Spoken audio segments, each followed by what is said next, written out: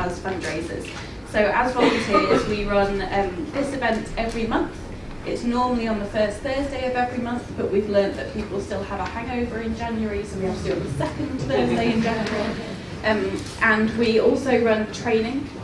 So we do the introductory certificate to fundraising. I think we do 2 a month at the moment, and the next one is going to be on the 25th of January. And this is the first time in about 18 months that we've had places left this close to the course. So if you would like to sign up for this month's course, you still have the opportunity to do it, and it gets really, really good feedback. What else do I need to tell you?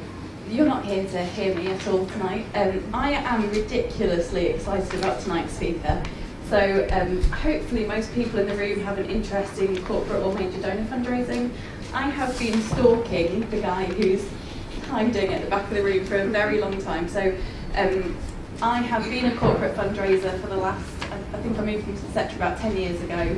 In my lifetime, I'm worth an average of £12,000 for every single day I've been fundraising.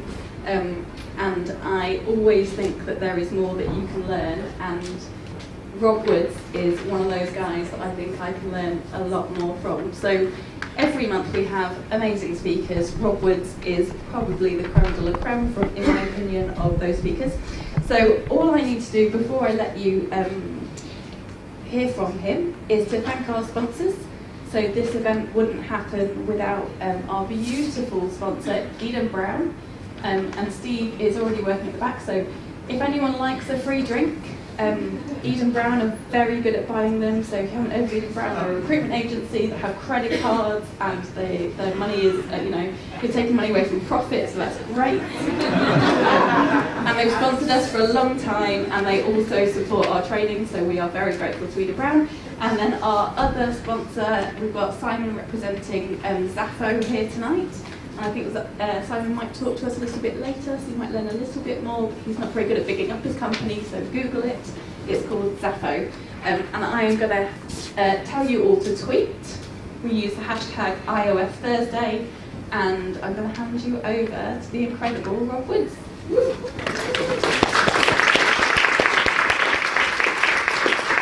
Try speaking without the mic, because one of my trademarks is I can't help waving my arms around and then it will go. Can you hear me at the back? Yeah. We're going to try. If it's going dodgy, I will hold the thing if I really must, but otherwise I'd rather. So thank you so much for the kind words, Mandy. I'm going to do my utmost to halfway live up to that build-up. I see some faces I recognise, but I'm notoriously hopeless at remembering faces and names. Although thank you to the people who said hello while I was scurrying about preparing my little bits of random bubble wrap and stuff at the beginning. If you think you've worked with me before, you've seen me speak, you've come on a course with me or whatever, could you wave at me so at some level I know who... Okay, thank you so much, very much. So for everybody else, yes, my name is Rob. What I love doing is helping people raise even more money for their important causes, ideally in such a way that you still get to go home on time most days a week. I have a dream that it should be possible to do that most days a week, and I've spent 18 years pretty obsessively, sometimes unhealthily obsessing about what are the techniques and tips and tricks and mindsets that I see in the people who do raise a lot of money. And I interview those people. I've done it for years and years. I interview those people, and I try and find out what those tricks are, and then I, through my mastery programs and my training days and coaching and online stuff, I do my utmost to pass those on to everybody else. Happily, tonight's talk, it's a happily generic, it's a kind of a mindset, it's an attitude to fundraising, so it should really help, I hope, and resonate with pretty much any kind of job description in the room, although you'll find some of my examples are more loaded to certain kinds of work that I have more experience in, but I hope you'll find the concept applies everywhere, and indeed to different sizes of charity. If you feel that the charity you currently work for is relatively large, please could you wave at me so I have a sense? Okay, and medium-sized, and fairly small, you have to do almost everything yourself. Hooray! Okay, thank you so much. So I can somewhat tune into kind of the way that balances out. What I'm going to try to do is, so I started fundraising at the NSPTC for 5 years, then I became their in-house trainer of fundraisers and others, and then for the last 10, 12 years I've been out doing what I've described through my company Bright Spot, by the end of today's session, and my plan is it will last give or take 50 minutes. I've never done exactly these chunks in this order before. My plan is give or take 50 minutes, at which point hopefully you can refresh yourselves with further drinks. Hopefully there will be time for a couple of questions at that point as well. By that point, I will try to have given you 3 chunks, 3 techniques that you could consider applying in your job, and even if just 1 or 2 of those has an application, then I hope I will have done you a service, because you've all got a colleague who probably, maybe reasonably, moans about how hard fundraising is. Goodness knows, it's not surprising that fundraising is hard, but they didn't make it here. You freaks, you actually made it here to learn how to, sorry to be so rude, but you're unusual. It's unusual to make time on a cold Thursday evening. Here, they all went home, and here you are doing your best to repay that emphasis you put on learning, this continuous, how can I get a tiny bit better? I'm going to try and give you these 3 things that can seriously give you practical application to help you in your job. And also at the very end, for those of you who would like to go a bit deeper into this particular topic, I'll just very briefly tell you how you can do that. Oh my goodness, those of you who do know my courses know that I read a lot of books, many of them not specifically about fundraising, and they really help me, and I often pass on tips for books. I've got reading lists and so on. This, of all the books I've ever read, this book I read a couple of years ago is among my top 5, I would say, that resonates with my attitude to how you raise more money for the medium and long term. It's called The Power of Moments. I know Robin was saying he's been reading it. Is there anyone else who's already got this book, read this book? Okay, right. Hooray. Fresh meat, bring it on. But my intention is that by the end of this evening, more than one hand might go up for kind of an interest in this book. So what's the gist of it? Early in the book, Chip and Dan Heath, the authors, tell an example of this particular experiment involving some very cold water. Now it's slightly misleading because the water didn't have ice in it, but it's very cold, and in the experiment the poor subjects have to put their arm in the water for 60 seconds, and it's cold enough to be painful. And then their arm out, have a little rest. Treatment 2, another one here, in you go again, but in treatment 2 there's 60 seconds of the very cold, and then an extra 30 seconds of not quite so cold. So 60 seconds of pain, and then 30 seconds still painful, but not a tiny couple of degrees warmer. Now the interesting bit happens now. The experimenter says to the subject, last go, you can get away now, but what last go, you've got to do one more. Do you want now to do it like version A or version B? Logically, we should say this is not a hard question to answer. It's like being, do you want to be slapped round the head for 60 seconds or 90 seconds? It really logically should be, everyone should say, oh, I'll have the shorter one, please. But intriguingly, more than 72% or more, whenever they do the experiment, choose the second one, which is longer pain. And this is an example of how not all moments are created equal. The human brain, the human heart does not experience time in equal ways. Some times are more important than other times. Some moments are more important than other moments. And I'm going to do it. My plan was to go into some of this other theory and how it applies to companies first, and then talk about fundraising later. But I just, on my train journey back from Birmingham, I remembered this fascinating interview I did with this wonderful fundraising director called Sarah. I think the charity is called Hope and Homes for Children. A wonderful growth they've had over the last 5 years. And when I was interviewing her for a leadership project I was doing, she was saying, there's various things to do with our culture which I think are helping our growth. And I dug a bit deeper, and she said, well, one of them is this principle that everyone who works here deserves to get inspired by the work. And what that means in practice is there's a policy, absolutely, if you work there in any role whatsoever, you get to go and see and experience and be moved by the work. And so many charities, now and again find the budget to enable the chief exec or the major gift fundraiser to go, fly out to Somalia or do the project visit or whatever, and that's expected of them. In Hope and Homes for Children, everybody, including and especially the receptionists. Now this is especially, can you see why this is smart? One of the big moments for a donor is that 10 minutes when they're in there in reception waiting for the real meeting. And if you have a strategy that especially the receptionist who's doing the warm chat is not only friendly and efficient, but also interesting and inspiring about the amazing difference the work makes. Can you see how that's a special moment? And so Sarah and her colleagues are smart to put disproportionate enabling that moment to be a wow. Does that make sense? So, not all moments are created equal.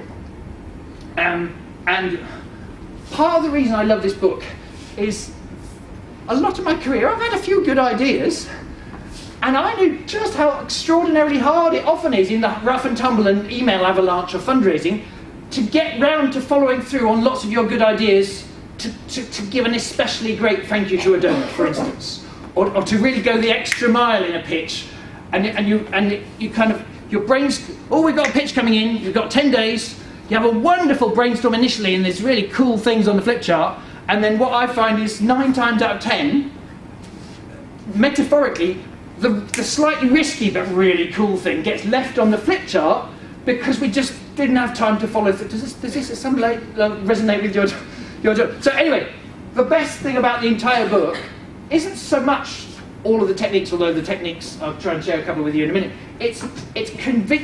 Since reading the book, I have found that in my own life, I sufficiently value following through on a few of these go the extra mile ideas, and then, wow, I notice it pays me back. And then I get addicted to, still don't have much time to do it every time, but you're more likely to follow through on your best ideas, basically. I'm sure you have loads of good creative ideas. The book helps you actually get round to doing them. As an example, there is a hotel in the Los Angeles area which routinely is cited in the top 3 rated hotels in the entire area. The other 2 are famous brand names like Hilton. And there's this one. Have you heard of this one? Right, so if you visited, it's not dirty. It's perfectly clean and tidy, but it's not state-of-the-art flash. It's not an Olympic size, it's just an ordinary pool. So lots of the things do not deserve this extraordinary rating it gets compared to lots of very expensive hotels. How do they do it? By understanding the power of moments. They do a bunch of things, but one of my favourites is the popsicle hotline, which is basically the ice cream hotline in British English, I guess.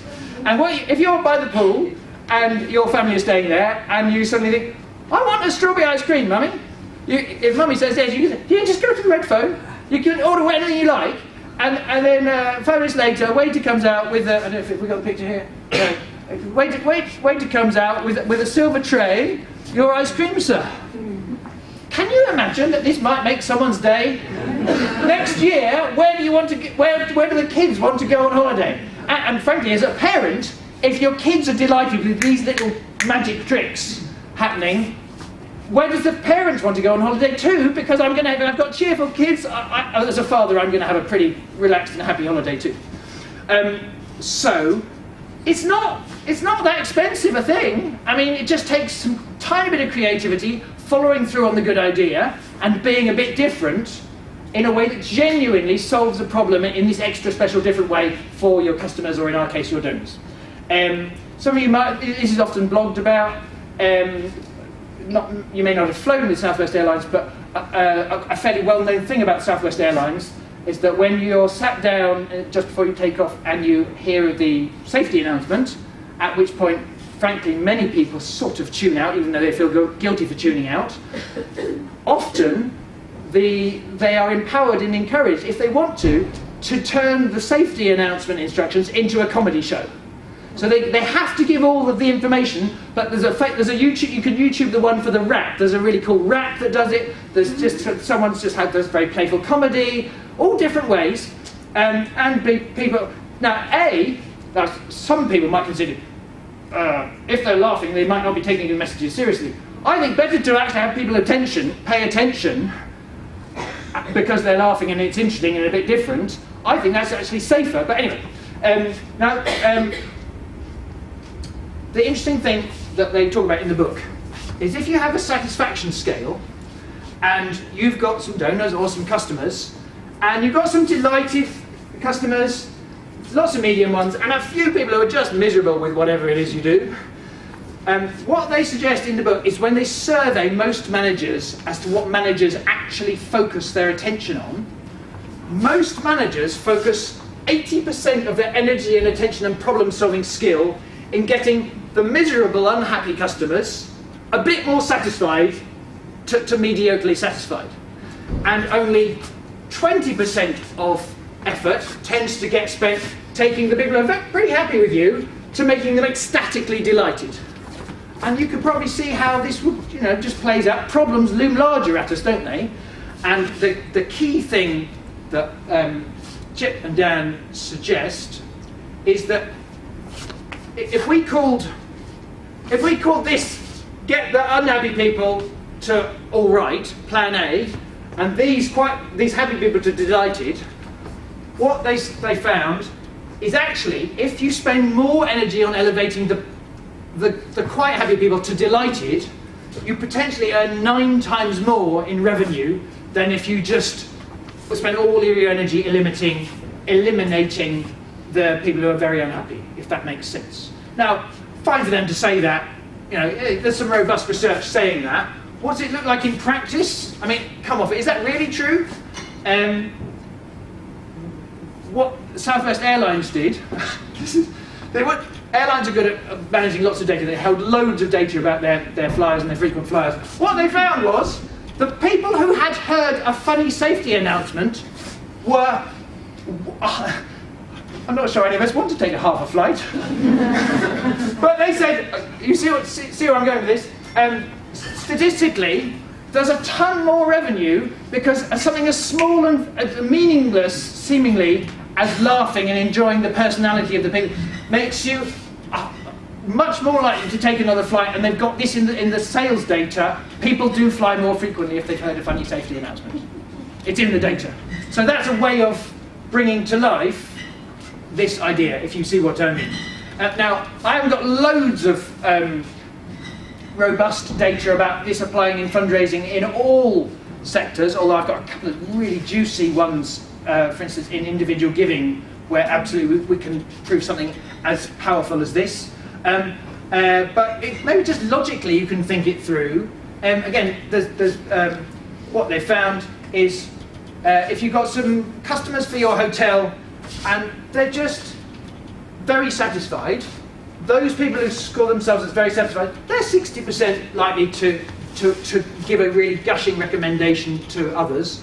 Whereas if you've given someone a wow moment, a popsicle hotline, or someone on reception does some extra mile thing for them, they're 94% willing to unconditionally go out and tell their friends you should go and stay in their hotel.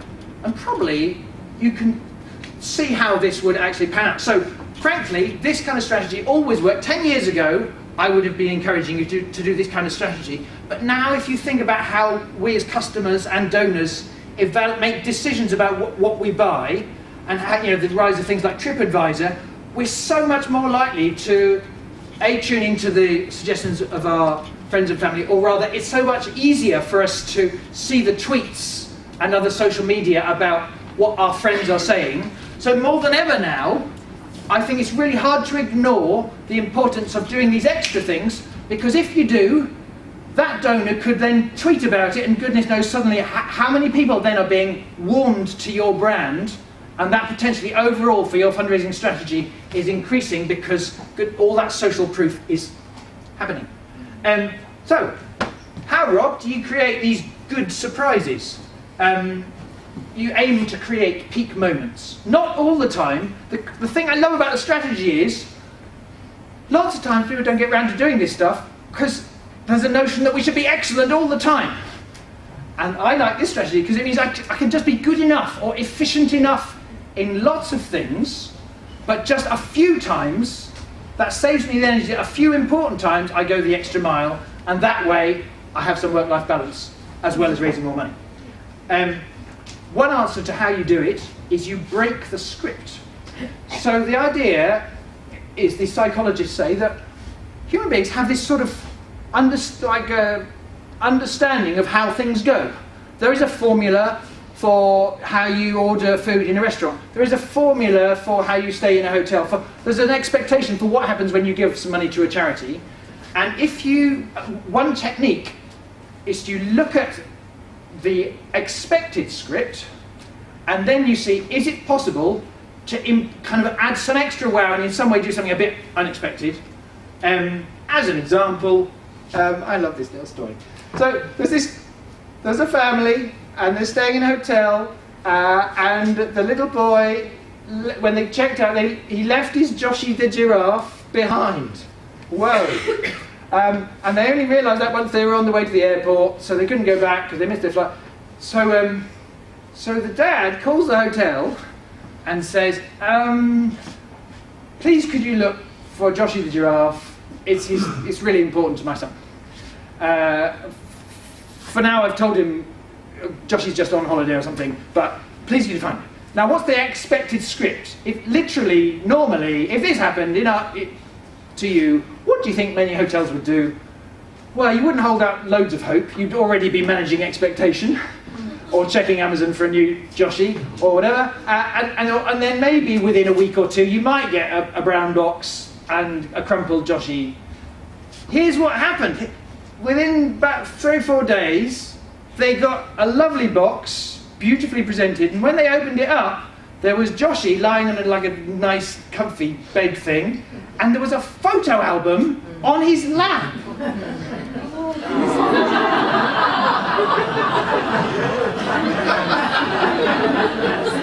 I love the idea of someone running round, head through the... Who's got a cucumber? We need cucumber slices for the spa shot.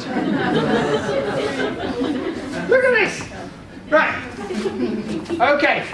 Do you think the guy, the happy dad, kept this story to himself?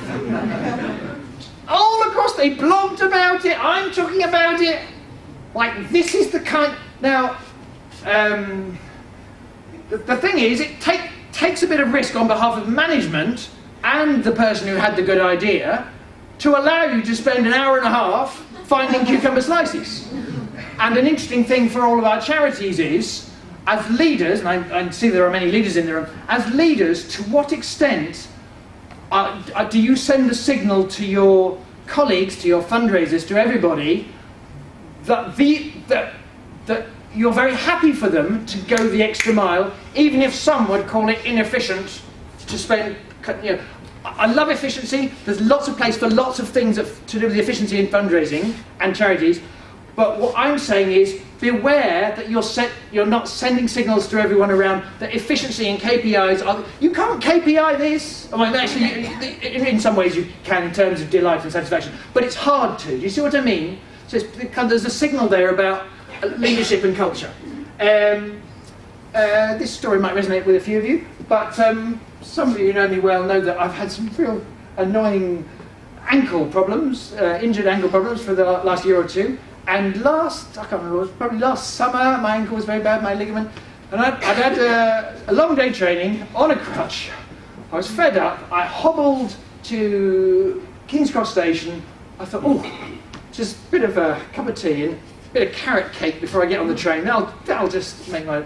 And I went to the Pret in King's Cross Station, and I got my cake and my cup of tea, and she brought it forward, and I was getting my wallet, and she said, no, this one's on the house, sir. Looks like you've had a hard day. It's on the house. And my brain just fried, like, what? But you're a shop and I have to... I'm not a thief, you know, I'll pay... No, really. Have a lovely evening, she said. And then she enjoyed watching the frazzled confusion turn to delight on my face. It made my day, almost made my week, to get free carrot cake. I mean, is there any greater happiness? I mean, there's a few things that are greater happiness, but for me, on that particular... I was so happy. Out of interest, is there anyone in this room who's ever received a free drink from Pret? Look around the room. Well, this is a bit weird. She didn't just take pity on me. She took a pity on all. Maybe she fancied you. I don't know what happened. It turns out that the chief exec of...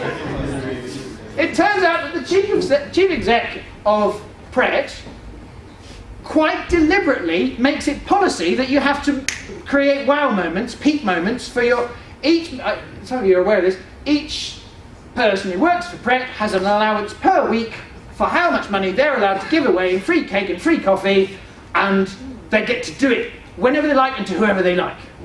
Now, here's a thing that's very cool. He says, I was considering doing it a bit like that Costa one, where you have to have a loyalty thing, but I didn't want to take the joy and turn it into a flipping process. I wanted us to give these little, it's not quite the same as Joshy the giraffe lengths, but I wanted to how can I possibly make it easy for us to make their day more often? Now here's the especially smart thing about it. At least 40% of this, interestingly, statistically, people who work in charities are more likely to get free coffee than Pret. That is very interesting. You are lovely people, they must love you, or they can tell your good energy. Because statistically, a third of people have received something free from Pret, and you were up to like 52% or something, so well done you. They can tell your good energy. But the extra smart thing about it is not only did some of you speak well of Pret that evening, or some of you even tweeted about it, possibly, but the extra clever thing is retail is boring. I mean, some people love it, but it's still long hours on your feet. He's smart. He said, I think it might cheer up some of my staff if now and again they get to spring this surprise on a poor silly sod hobbling on a crutch and enjoy watching him go from baffled to delighted.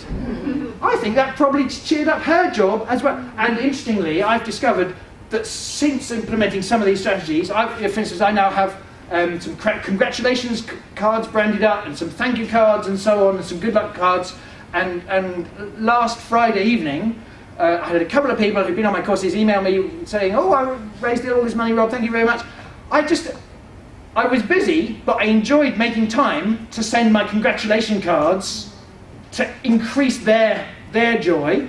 And interestingly, I went from feeling really busy and knackered to back in my best energy because I loved sending this wow moment.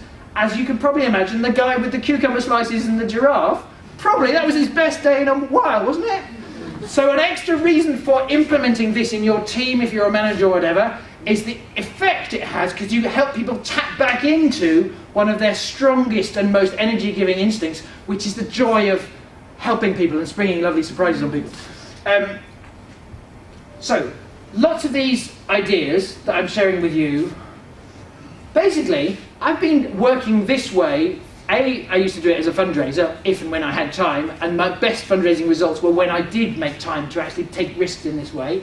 B, those of you who have been on my mastery programs for corporate and major gifts and so on, I've been teaching these kinds of things for how you win pitches, how you get major gifts and so on. I've been teaching it all along. It's only when I read this book that I sort of had this slightly different framework for understanding it and kind of organising the ideas.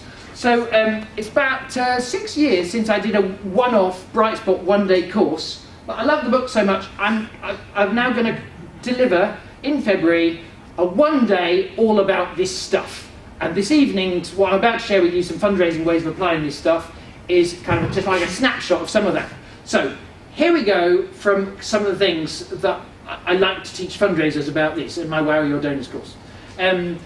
I borrow in that course the 4-step framework, or four category framework from Power of Moments, and most of the ones I'm going to share with you this evening are to do with the category of insight, although inevitably they kind of mix up and there's lots of elevation in there as well. Tactic 1, demo.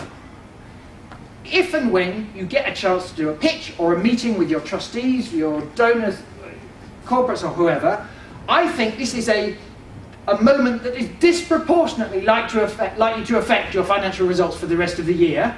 And yet as fundraisers, I know how hard it is to get round to preparing your best stuff. You end up at the last minute rushing off to the meeting, you grab probably often, I'm sorry to say, slightly underwhelming and mediocre annual report or previous out the door, and you end up delivering the same kind of meeting as you did the previous two.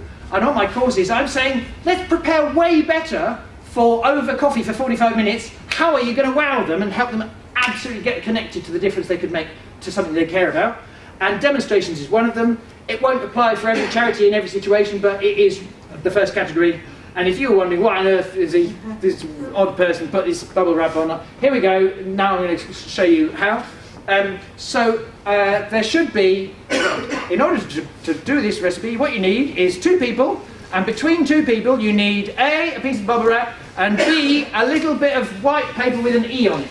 Can you make sure you've got that? So one person's got the E, the other person's got the bubble wrap. Can you make sure you've got that?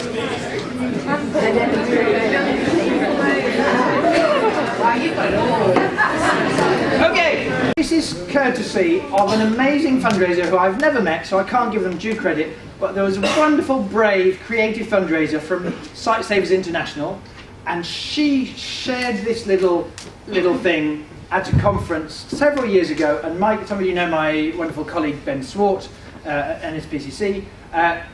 Ben was at that conference in which she took the audience through this thing.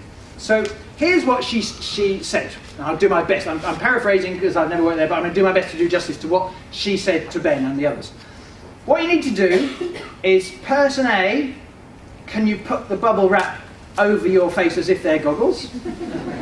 And person B, you need to hold up the E, not miles away, just maybe 12 inches away or something. And now I want the person looking through the bubble wrap to kind of tell the other person, what can you see? Can you see the E roughly? Can you make out the E? Yes? Okay? Yeah. So here's what she said next. She said, take the bubble wrap and fold it once. So you're now looking through 2 layers of bubble wrap.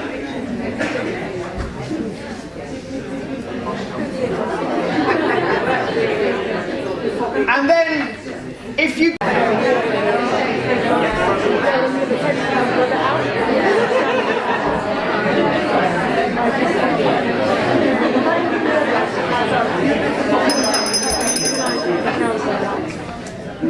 She said, one last fold please, so you're looking through 3 layers, and again, what can you make out, what can't you make out looking through 3 layers?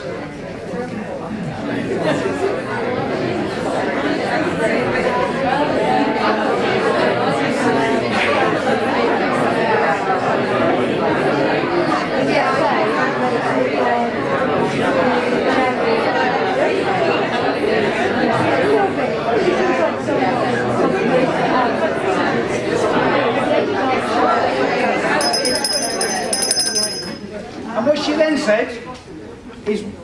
said is what you've just experienced is the journey your experience of eyesight and your experience of seeing the world would take if you had started to get cataracts, and across 3 months those 3 folds are the speed and way in which in some way a simulation of the way things would go downhill. And then she said, just in case you never experienced cataracts before, that's one of the ways it can affect what you can see. And a reason I'm so proud of working for Sightsavers International is our doctors are so good at doing these operations and various ways we are efficient in doing it, that literally for £5 of a donor's money we can stop that happening and return someone to normal sight. And I hope I've done justice to the gist of what she said. And I've got one more to share with you, and then I'll tell you about the balloon one. The person, I like to try and make things fair where possible. Again, my parenting bias coming out. If just now you didn't get the bubble wrap, now you get the straw. People with a straw, wave. Although this may not work. I don't know if you were allowed to take your drinks into the auditorium. Have you got drinks somewhere at your feet, or was that not allowed? Okay, so what you need is a straw. Basically, anyone who's got a drink and a straw, you can do this. And what I'd like you to do is to take your straw, make sure it's the right way up. Don't drink an entire bottle of beer, because apparently that gets you drunk much quicker, and I want you to stay upright until the end of the session. But I just want you to have a drink of your drink through your straw that I've given you. Have a drink now and see what happens. Thank you. Don't worry about it. Just flavour it.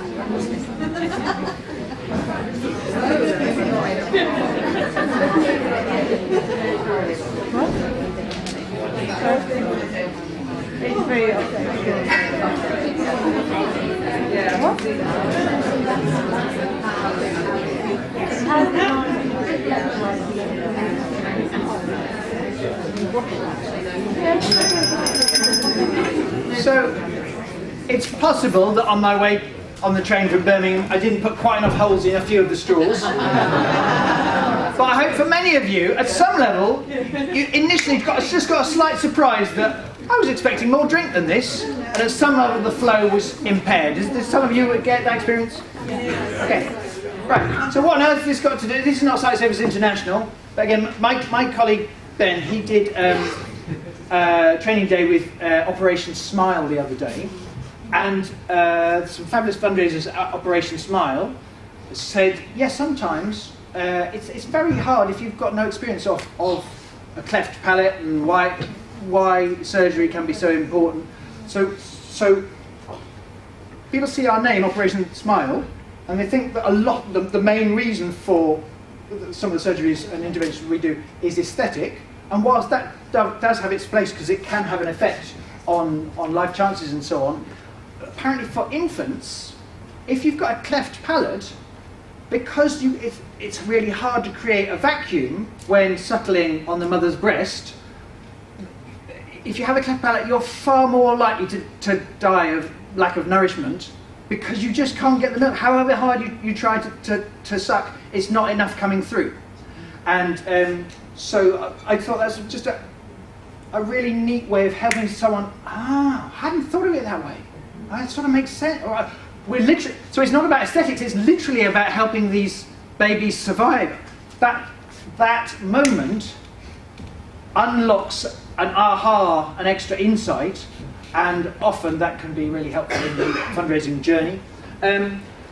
Again, if you are curious about these and you want to share some of these ideas with your team, and you want to research other ones, another interesting one you might Google is the unfunballoon.com on YouTube, the unfunballoon.com, and it's similar to those two, but it's involving a balloon that this charity, I think it's in Ontario in Canada, and they use that in some ways to help someone understand more about a condition which is otherwise A, hard to understand, and B, invisible.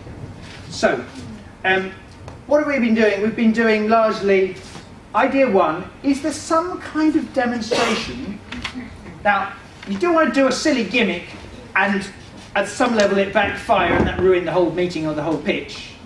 So, of course, you've got to think things through and test them out and so on. And by the way, it can make all the difference as to how you explain something, how you set it up, so that someone feels like you're helping them understand something rather than feel like they're having a trick done on them and so on.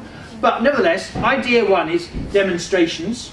And then idea two coming up, again, one of my favourite kinds of email to receive. This is a wonderful fundraiser. Her name's Holly, Alzheimer's Research UK.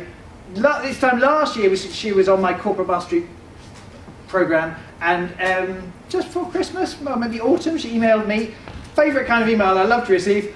Wow, Rob, your pitching tricks really worked. I did almost all of them. And well, hooray!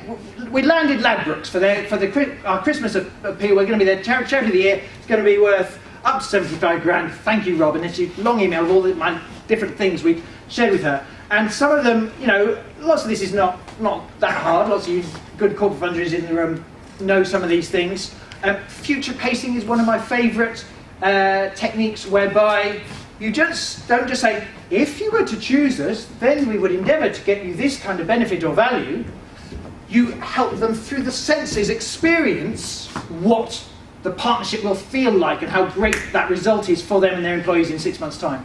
So one of the best things is the moment Ladbrokes walked through the room, or the pitch panel walked through the room, there was kind of big blow-up kind of boards helping them experience what the Ladbrokes store would look like when covered in this wonderful Alzheimer's Research branding. So, but one of the nice little tricks was they got betting slips. They tried to enter their world, so on little betting slip, mocked up betting slips, they quoted stats to do with dementia and so on. So, you know, bags of money and so on, various things.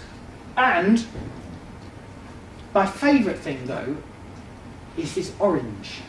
And what they did is they gave... Who wants an orange? Oh, orange. Give it a look. Oh, okay. They gave them an orange, and they said, just kind of weigh the heft of the orange, and they said, you might ask, why are we giving these orange? Here's why. A major challenge for dementia sufferers and their families is, at some level, there's a kind of a myth in society, kind of understandable, that it's just old age. Like many old people we've ever known, seem to experience some of these symptoms as they get older. Why are you going to try? Why are you going to try and research something that just is an inevitability of the old age? And they said, the scientists demonstrate conclusively it's not inevitable. It's literally a disease. And one reason we know is because someone with advanced stage dementia, their brain is lighter. If you weighed it, it's lighter to the weight of an orange, because of all of the deteriorated grey matter that is no longer there. It's literally not there. That's why Grandad literally gets so confused. The brain cell isn't even there at all to process your name or whatever. And again, I may not have done justice to exactly the way she said it, but very elegantly, you could do that and they'd be left with thinking, what's this orange gimmick? And yet, in its place, done right, you can use a prop, and because it's to do with the heft of the orange, suddenly it helps the penny drop about some important idea that really helps people care. Does this make sense at some level? So idea one was demonstrations. I totally appreciate that the demos won't suit every charity. You could, some causes you could search for ages and still not find an equivalent to my bubble wrap. I know it's easier for a blindness charity, and yet I very dare you, search anyway. You might be surprised if you have some interesting conversations with some of your experts who are doing the good work, the counsellors or the academics. You might be surprised there often are some demos, but even if there are not, idea two, prop. Is there a prop you could be taking to every meeting you have with a donor or a trustee or a trust or a company or whatever, like the orange? I love some of the Solar Aid stories, although I'm aware maybe I can't tell you every single one of my stories I'd love to tell you, but there's a phenomenal success story to the growth of this relatively small charity called Solar Aid, to the extent that there are a lot about getting rid of these dangerous and expensive kerosene lamps as people's means of getting light in some poor parts of the world. That's their mission, and put solar lamps in. For a tiny charity, within a 5-year period, they achieved their mission in Tanzania. There are pretty much no more kerosene lamps in Tanzania.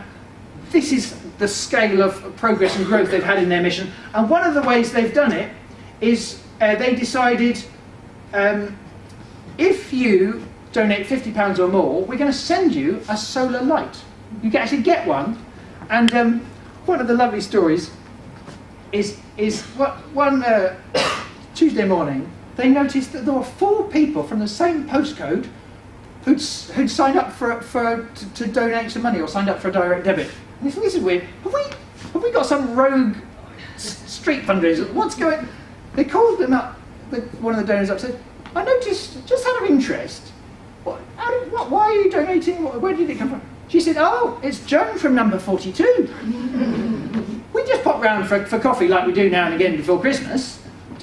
And we sort of saw her lovely light. She's so proud of the solar light on her mantelpiece. And she told us all about that horrible, disgusting, expensive, dangerous kerosene lamp and how this is the hero. And she was kind of persuasive, and we thought, that's so cool. How do I sign up? And that's the kind of person out there on behalf of your charity using their relationship. If you wow people, that's what becomes possible. And that's a whole lot different to you. Of course, you can persuade donors too, but if you could get Joan to do it, and Richard Turner, who was then director of fundraising, he was very smart to realise that such things were more likely to happen if you sent them the prop, and it was less likely to happen if you didn't send them. But again, this is tough choices for charities, because he had tough conversations with his finance director, who thought, I've been looking, Richard, at how expensive it is to send these things. Are you sure this is the right strategy? And he's got a dozen other stories of legacies and corporate party, lots of other things because of having this kind of let's wow them strategy. So, again, of course I know you don't all have a solar lamp, but is there something you could leave? It might be an expense, but could you justify what something could a major donor, a company or whoever receive to increase their ability to do that? Oh, where are they? Boy, this is going to be mildly annoying. What I'd like you to do is, I'm going 10 to the dozen. I've thrown at least 6 ideas at you so far. Could you pause and either for 30 seconds talk about the overall argument I'm making and whether it's worthy of thought, or in particular, if there's 1 or 2 particular tactics or stories I've said so far. In particular, if you stretch yourself, could you make the demonstration one work for your charity? Just have that little conversation in pairs for 30 seconds now, and then I'm going to come back and talk more in a minute so we can all have a little rest. Ready, steady, go.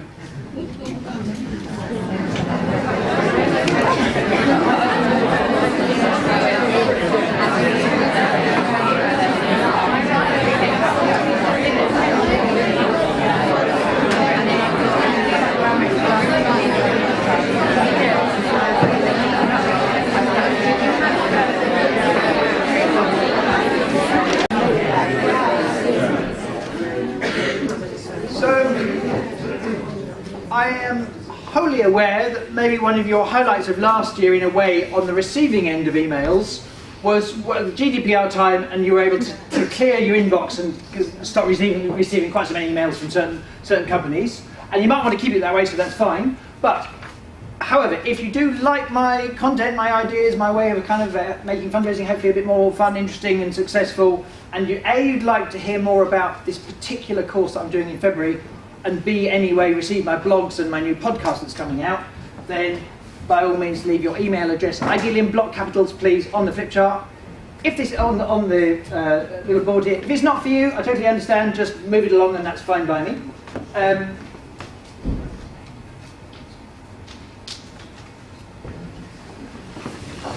Board is coming round now, and while that's happening, I'm just going to get on with the show so that we can get to the bar soon. Other examples of props. I know not everyone's got a solar lamp, but some other examples. Famously, UNICEF for many years, certainly when I was training them, I was encouraging major gift fundraisers and corporate fundraisers to never ever leave the office without some of the rehydration salts in their bag, just to make it that bit easier to help someone see the difference. That literally for this 50 pence. Something as small and simple as this can mean the difference between life and death, and stopping someone die from diarrhea. It's quite powerful without the prop, but there's something about someone being able to hold the thing. A, makes it more memorable. B, at some level, things connect more. So that's an example. I worked with a breast cancer charity several years ago, and they've got this wonderful book. It's not the fundraisers book, it's the book created by the department that helps families deal with breast cancer, and it's a book designed for if you need to explain to your children why mummy's feeling so tired at the moment and why everyone's a bit depressed at the moment, for explaining issues to do with breast cancer and a diagnosis. And I said to the fundraisers I was working with, I just saw this in reception. I presume you take this and show every donor you ever meet. Oh, no, we've got an annual report, Rob. Look at these pictures. I defy anyone, unless they've got blood of stone, to be able to flick through this book and not connect with some really interesting, tough problems that any family has to go through without even reading the words. Why would you not? Many of those colleagues I got a chance to work with did start taking it out with them, and just, again, I know that you haven't got this book, but I'm saying the more creatively you ask around and look with your eyes and ears in your organisation, is there something that's not from your department that you could take with you that helps people feel the ideas, understand the story? Different one again, there's a famous art gallery, and I was teaching my storytelling course, and they were doing well with the verbal stories, but one of the people said, yeah, the key thing about lots of our donors is they're very visually oriented, they notice visual stuff more than hearing stuff. So the idea we came up with was, why on earth do you not every single meeting take a tablet out with you with some of the art that these people love, especially with before and after photos, when the exhibition it was or when it was restored and so on. And again, they started doing that. Is there a bit of budget involved? Yes, but my goodness, my question is, to what extent, if you're a bit more creative about what you tool yourself or your colleagues up with, so that every single meeting they ever have, they've got, just like the best salespeople are, they've got ways of just doing these little things that, like the best people who pitch on Dragon's Den, they've got an interesting way of helping to connect and understanding the point. So that's just a last example of that. I'm about to move on to the third idea. So idea one was demonstrations. Could you be creative and do a brainstorm around that? 2, props. Of course, those 5 examples aren't exactly right, but what could you do if you really searched hard? I appreciate you might not now have the idea, but I'm encouraging you to go and have this conversation within the next couple of days and search around. You might be surprised what you could use. Challenge. If you're a corporate fundraiser and there's a company based all over the UK, they've been supporting your charity for 3 years, but they're getting a bit jaded and you're getting strong signals from them, this is going to be the end, everyone wants to change now. What do you do? Here's what a wonderful fundraiser called Nikki Bell did. I appreciate some of these aren't so astonishing. She was the new fundraiser managing the account. Step 1, she used all her charm and skill on the phone to get a meeting with the CSR person to try and find out what's going on and listen. Lots of open questions, listening, trying to understand. B, she was very persuasive in turning it around for them and helping them reconnect to why they did want to. But the main thing they said to her was, yeah, but the staff are really jaded, they really want to change. So what she did, I think, was smart, is she couldn't get around to all these sites in Aberdeen and Truro and all of it. How can I possibly help persuade all these different... So she went and made a persuasive film. Idea 3 is harness the power of your smartphone. She sent me the film, and it's about a 4-minute film. She starts saying a big thank you to everything you've done to save lives. And look at this interesting background. Here she is. There's people in white coats with pipettes and test tubes behind her, saving lives to do with heart disease behind her. She's very smart. She managed to splice in an existing case study that had been professionally filmed by the comms team or created by the comms team.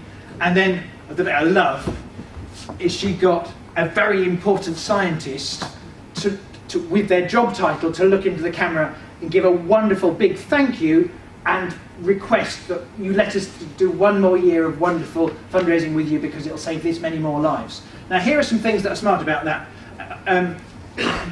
Smart thing 1, if you've been I just came on the train from Birmingham, I looked at how many of the 10 people in my view do you think were reading documents that were written compared to how many were interacting with information that was on film? Like, it's a different world now. These crazy stats about YouTube. My guess is when you're consuming content, lots of the time it's visually and you're watching films. And yet many charities I know, when it's time to communicate with a major donor or whoever, we send them these long, even a short document. It's not necessarily now their chosen form of communication. And Nikki is smart, but probably are some people in this room who are doing what Nikki does. She just, as she goes about her job as a fundraiser, she's got her smartphone and she meets a happy, grateful beneficiary. She gets a little film from them. She does, forms for consent and so on. She met her chief exec about something else, and she said, "Well, I'm meeting this other corporate next week. Could you say a special thank you to them?" What are they called? Oh, thank you XYZ company. And can you see how powerful it is when she shows up at the corporate and the chief exec of this famous charity is, she's basically, in our home lives we use our smartphones, she's more bravely than many I know making use of this tool in her work. When she did a bundle for me, like a little mini fundraising course for my Bright Spot Members Club, she taught my members through all a bunch of tricks and techniques to make this much easier than you might think it is. In particular, one of them is, I think this is great. Apparently, if your doctor has a stethoscope around their neck when they give you some advice, you're way more likely to follow the advice. If you've been on any of my courses, you know about Professor Robert Cialdini's 6 Principles of Influence. Authority power is way more powerful, and the special thing about it is it's at a subconscious level. No one takes their pills because, I think I will take my pill because he was wearing a white coat the other day. You have to respect the Cialdini stuff, because what influences people, lots of it is at a subconscious level rather than a rational level. So that's why she's so smart. She got the very important scientist with job description asking them for more support to save more lives. That's smart thing number one.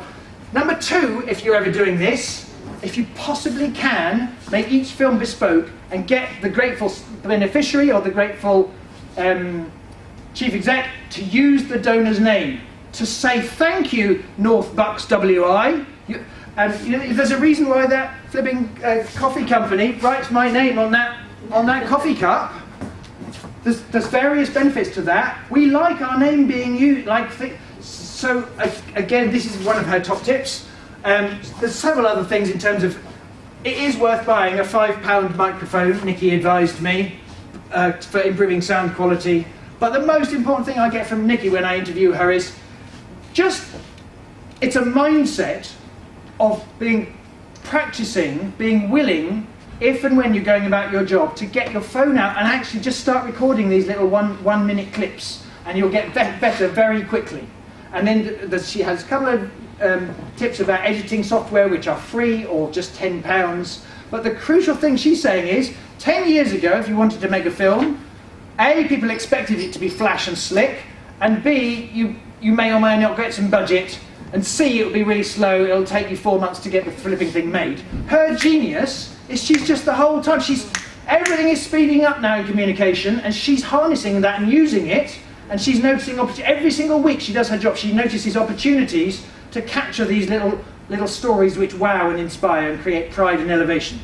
There's a wonderful fundraiser called Tony Gaston from Ems International. He came on a major gifts master program about at least 4 years ago, and he came back on day 3 and had a happy story to share with the rest of the group. And he said, I'm so pleased, I have to tell you this thing that I did. I met this donor for coffee, he really loved the work. He said, I may be willing to give about this much, but could you send me a proposal? Smart Tony went back, he did craft a 1 or 2 page proposal, but what he did is he contacted 4 of his colleagues out in the field in Kenya and asked them to speak into a smartphone for just 2 minutes, and then crucially answering just 2 questions. An interesting thing about technology and all the rest of it now is channels are different now, some of them, but fundraising wisdom and kind of knowledge is still as important as ever. So rather than ask them to say something boring like, tell me about your project, or how do you help, 2 questions he wanted answering. Number 1, what is so tough for people in the village where you work now? And secondly, if you could expand your project and get it better funded, what would change in the lives of those people you're helping? It was a very tight brief. He got 3 of the 4 people sent a proposal back, so within a week he was able to send a 1-pager with links to 3 films to the donor. Donor opened it, was wowed, called back, 75 grand, here it is, Tony. Are we harnessing the power of our smartphone? It doesn't matter that it's crude nowadays. That's a wonderful thing about the YouTube era. Some films need to be flash, some could you get away with just getting it good enough. And again, one of my people I've interviewed over the years who's got an amazing track record of winning pitches, Adam Human, then he was at Plan International, now he's at World Association of Girl Guides and Girl Scouts. His story of how he won a bunch of multi-million-pound pitches, and this one wasn't more than $1 million, but it was with Chelsea, and basically he every time they ever pitched, he would get his smartphone and he would go and talk to existing partners of Plan and ask them to speak into the phone, talking about their experience of working with Plan for the last year and how good was it. And he included this in the pitch. And what's interesting is, if you watch the first 30-second clip, you think, wow, he's delighted. but Adam may have bought him a beer. Next clip, another company saying how to... By the time you watch the third one, and it's so congruent, you think, these people, these companies are so happy to be partnering Plan. Now picture that on the pitch panel, and the other three charities, if you're lucky, have a slide which says in words, yes, our charity, our company was really well looked after by this. Which one are you going to pick? And that tactic is so doable. How can you not? Again, with all of these things, it's hard work. You've got to go out and do it. But if you think this way, my goodness, that's an edge. I appreciate I've run over the time I promised, not least because that one of the bubble wrap things took longer than I had planned, for which I apologise. We're going to get to the bar quite soon. But pitfall number one, beware. Now you guys wouldn't do this, but maybe you've got a colleague who would make this mistake. I once did a session with a dementia-related charity, and they said, oh yeah, we've got one of those demos, Rob. We'll show you what we did when we met at this Rotary Club last week. Right, Rob, can you picture in your head a 10-pence piece, and can you draw it? You've got 1 minute, go. No, it's wrong way round. No, you've got to have the writing as well. And they kept saying things to put me under more and more pressure. And at the end they said, see, it's really stressful having no memory, isn't it? Remembering things wrong, isn't it? You did that to a Rotary Club. Beware, you may have a colleague who is rightfully outraged that these bankers are, iniquitous and the retail industry should be doing. They've got that, and they bring the outrage into the pitch panel, and they make the mistake of their outrage coming across of accusing. If you ever met a donor, even if he does work for that same big bank or whatever, at least she met you. Give them the benefit of the doubt and treat them as if they're on your side. And I'm just saying, this is sometimes easy to miss and slips under your radar. Never do any of the demonstrations if at some level they feel tricked and like they're on the they are the butt of the joke. They're being proved to be the ones making the mistake. But even more importantly, I wrote this in massive letters in my notebook when I read it in this book. That bubble wrap thing, the interesting thing about it is Ben spoke first at the conference, and next up after the break, the Site Savers International person was speaking, and she did brilliantly. She came to Ben after and said, I'm so grateful you did a couple of risky things in your talk, because even though I brought I cut up all this bubble wrap, I wasn't going to do it. I didn't dare. I thought, who am I to make people do a silly bubble wrap? I wasn't even going to do it, but because you took a risk before me. So I'm telling you, one of the most likely risks to you not following through is, it might be you, or more likely it's your manager or someone will say, is that really a good use of your time going around the golf resort with the giraffe? Or equivalent. And almost all of these ideas, there's something about them that's not efficient. That's the whole, it doesn't appear efficient at the time, it's not logical. But that's the whole point. That's why there's wow factor. That's why it feels like someone went the extra mile. So this is my most important bit of advice.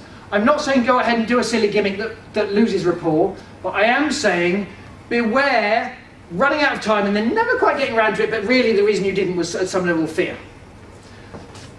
So I said demos, props, smartphone films.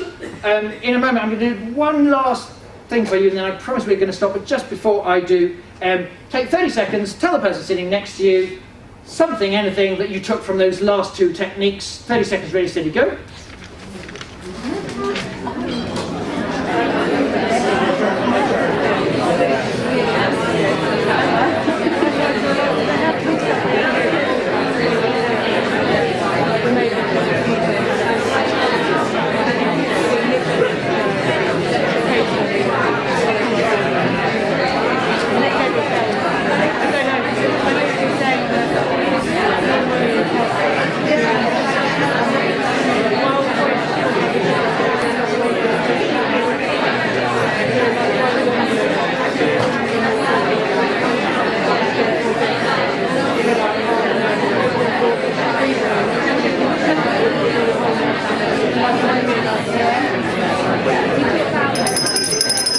Okay.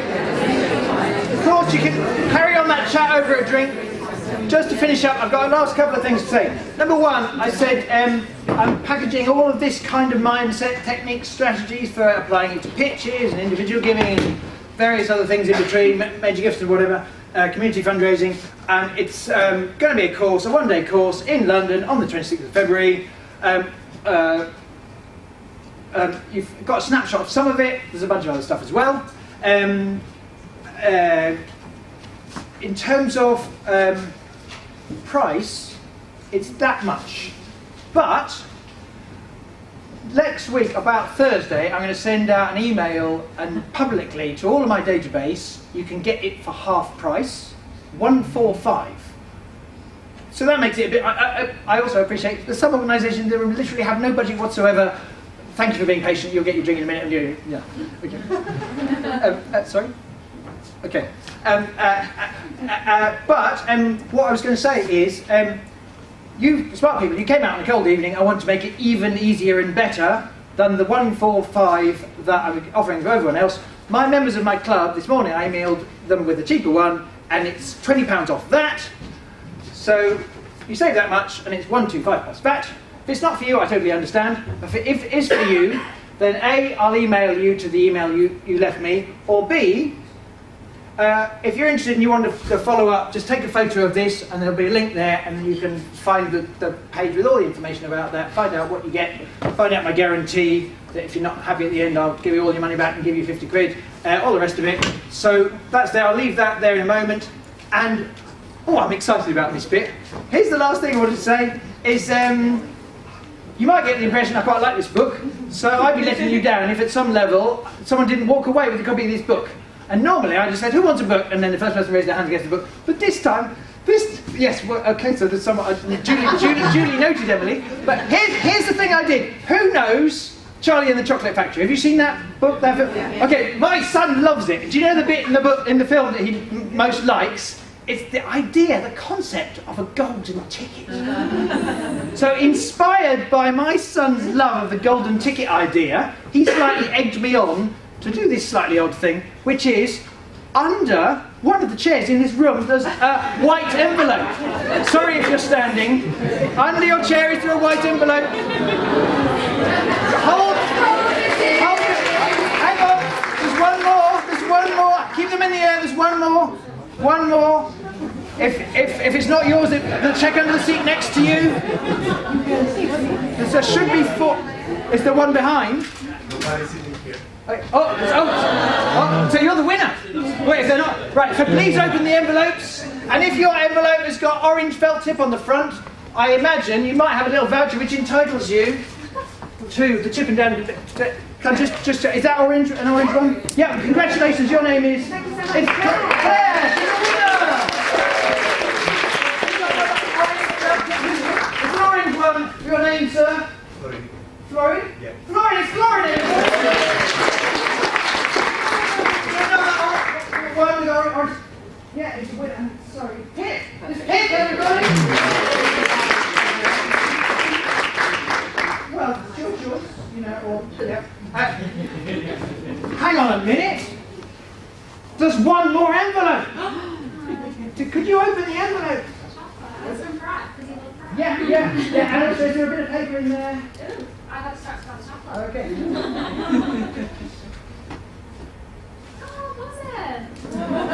Because Ellie's won a free ticket to the Wow Your Donors course, everybody.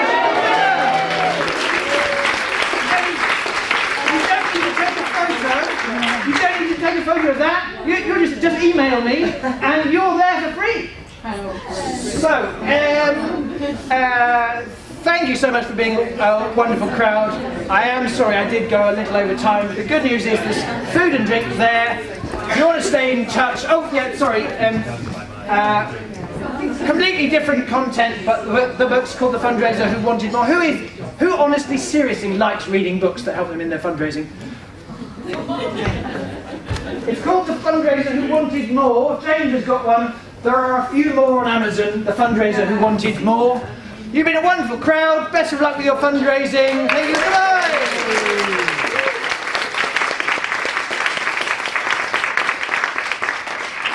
So, I was originally meant to be introducing Rob, and luckily, I get to go at the end, because when you're introducing someone, you don't know if they're going to be brilliant or a bit shit. I'm sure you'll agree that he was absolutely brilliant. I took a lot of things away with me. I run a company called Zaffo, and we're one of the sponsors here along with Eden Brown. We do raffles and lotteries, and I'd like to thank Rob for demonstrating the magic of raffles and lotteries with that display at the end. Rob, this is for you. Because I come at the end, I also get to do a couple of boring bits of housekeeping, so please look out for the email about next First Thursday, so you can book up in plenty of time. And also, if you could help us by moving the chairs and stacking them up at the end. Enjoy the rest of your evening. It's great to see so many people here at the beginning of January as well. I mean, I was out here last week at the First Thursday, but I was on my own. I don't read my email. So thanks very much. Hopefully see you next time.